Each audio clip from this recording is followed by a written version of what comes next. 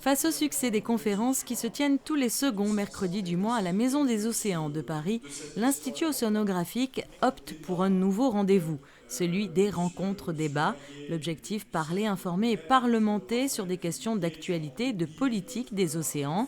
La première table ronde a réuni 4 intervenants et avait pour objet la question des aires marines protégées dans l'océan austral.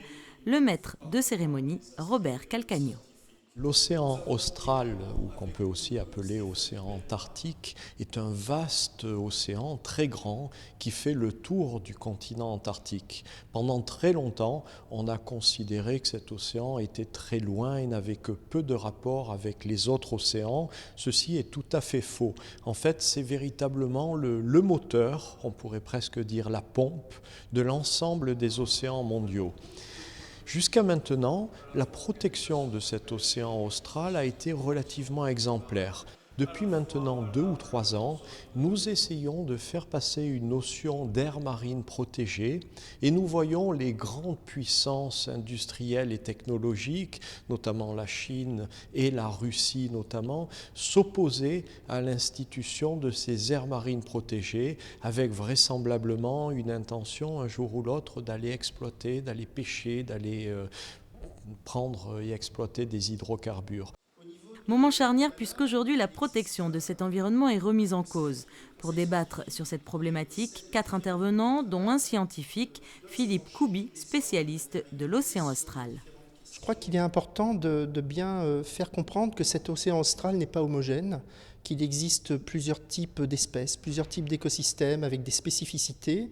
Et comme il n'est pas homogène, comme il est unique de par son histoire évolutive, eh bien, il faut s'intéresser à protéger certaines zones qui risquent d'être modifiées en raison des changements climatiques et dont il faut un petit peu préciser les caractéristiques biologiques, écologiques et les protéger aussi de l'impact des activités humaines pour pouvoir mieux comprendre ce qui va se passer dans le futur.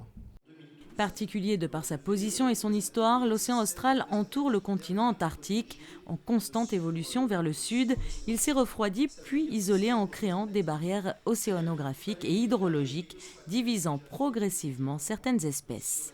On a tout un groupe de poissons qui vivent sur le fond des océans, entre 0 et par exemple 500 ou 1000 mètres de profondeur, et qui ont une histoire évolutive extrêmement intéressante, qui sont issus de poissons tempérés à l'origine, qui se sont progressivement adaptés à cet environnement extrême.